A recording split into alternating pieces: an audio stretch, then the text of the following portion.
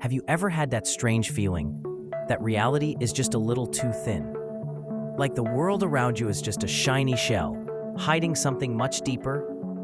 Federico Faggin, the inventor of the microprocessor, spent over 30 years chasing that feeling.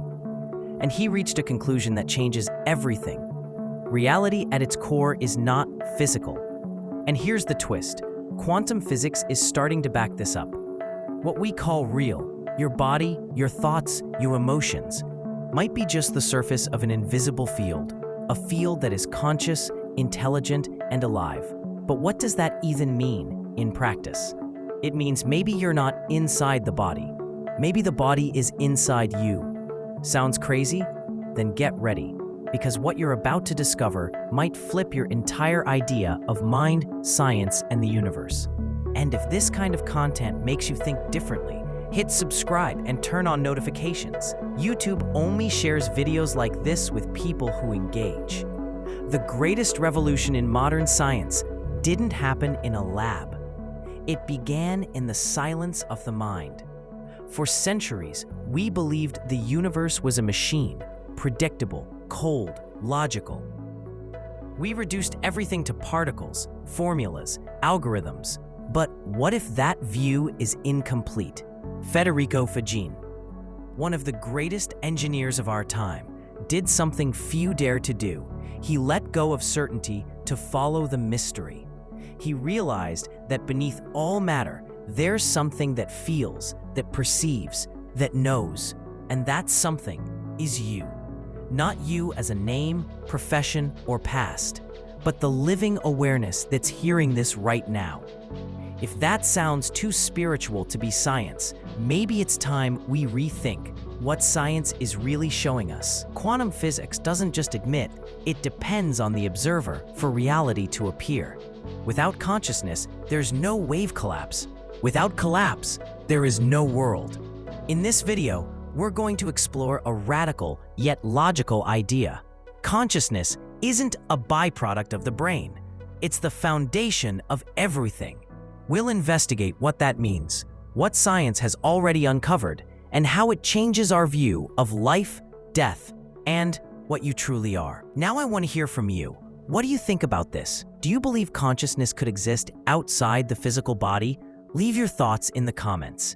For centuries, we believed we are made of matter, atoms, molecules, flesh, and bone. But what is matter, really? If we look closely, very closely, we discover something unsettling. Atoms are almost entirely empty, a tiny nucleus surrounded by orbiting electrons. But even those electrons aren't really there. They're just probabilities. They can be anywhere until someone observes them. And here lies a truth that physics can't escape.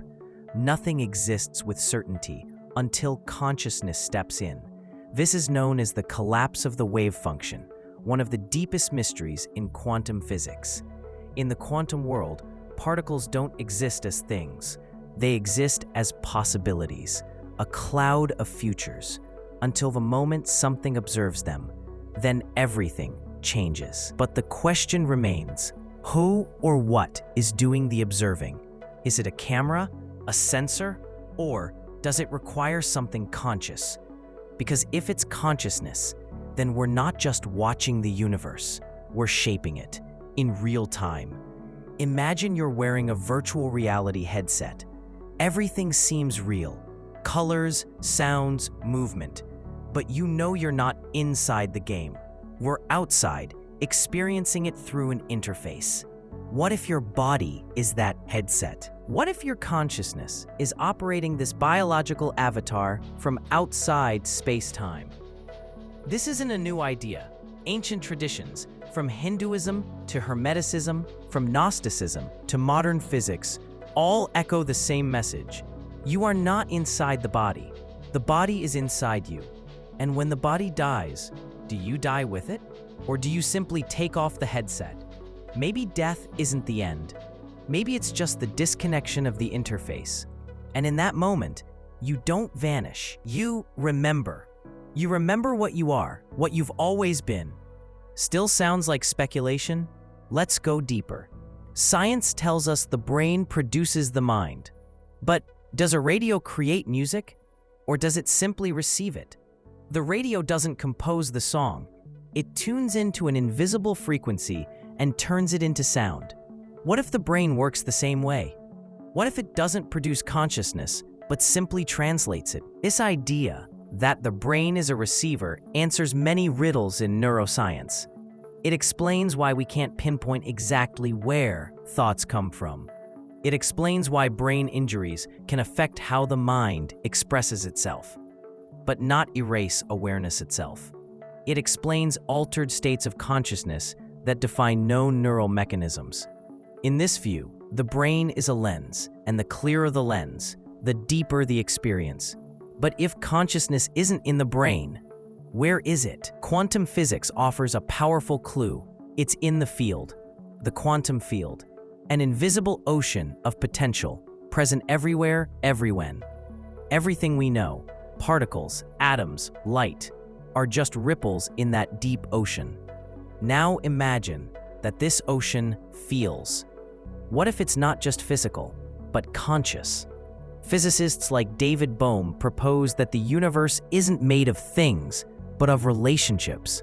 And beneath everything, there is only one thing: mind. In this view, each of us is a wave in that vast ocean, a temporary expression of the whole, unique but never separate. The wave believes it's independent until it crashes, and then it remembers it was always the ocean. This isn't poetic metaphor, it's functional truth. Because once you realize you are part of the field, something else clicks. Your attention has power. Quantum experiments have shown that observation changes particle behavior, but not just observation, intention. Your intention collapses possibilities. Your will reshapes the field. That means when you deeply desire something, when you focus, feel, and act with purpose, you're not just trying, you're interacting with the fundamental structure of reality. This isn't magic. This is quantum mechanics. The field responds, and that brings us to the next revelation. For so long we believed in chance, that everything is random, that consciousness is a strange accident of evolution, that love, intuition, and meaning are illusions of a confused brain. But what if they aren't? What if randomness is just the name we give to what we haven't understood yet? Consciousness organizes, it chooses, it creates patterns, it feels. And right now you, yes, you, are here, listening, thinking, feeling. Why? You didn't choose to exist, but here you are, present, aware. Maybe that's already a sign, a calling. If consciousness exists outside the body, if it's part of a greater field, then everything changes. It changes how we understand life. It changes how we understand death. And most of all, it changes the central question: what does it mean to be? Most modern scientific explanations treat experience as a byproduct. You feel something? Just chemicals. You're moved? Hormones. You love? Survival instinct. But if that's all it is, how do we explain meaning? How do we explain the weight of longing, the chills from a song, or the deep silence of a meditative state? These experiences don't fit into equations, because what you feel isn't measurable. It's real, it's lived, it's being. Maybe consciousness wasn't made to be measured. Maybe it's the only thing that measures everything else. And if that's true, then what we call reality, colors, shapes, sounds, time, may just be an interface, a sensory operating system that translates a much deeper, invisible universe into something we can interact with.